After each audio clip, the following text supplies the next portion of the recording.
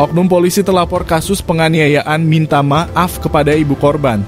Permintaan maaf oknum polisi yang diketahui bernama Michael Tuhleru itu diungkapkan ibu korban, Warni Majid.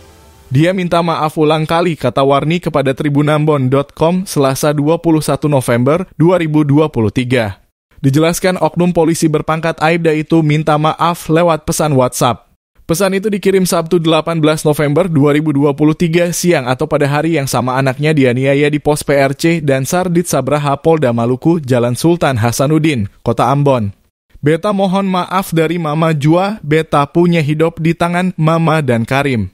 Beta ganti Karim punya ongkos berobat Jua Mama, kata Warni membaca pesan WhatsApp Tuhleru kepadanya Selasa 21 November 2023. Lanjutnya, Tuhleru juga mengakui tidak pidana yang menyebabkan korban atas nama Karim Raharusun mengalami luka hingga memar pada sejumlah bagian tubuh. Selain itu juga diakui ceroboh telah bertindak tanpa mengecek terlebih dahulu kebenaran informasi. Ibu Beta Jua dapat tipu dari Brimob Itulai, soalnya dia bilang CCTV itu bukti lengkap, padahal itu salah tanggal. Beta lihat akan Jua Beta merasa bersalah, lanjut Warni. Meski telah meminta maaf, Warni menegaskan tetap melanjutkan proses hukum kasus tersebut. Bahkan dia juga menuntut 3 oknum polisi yang diduga ikut menganiaya anaknya juga diproses hukum. Pokoknya mereka berempat harus diproses hukum, tegasnya.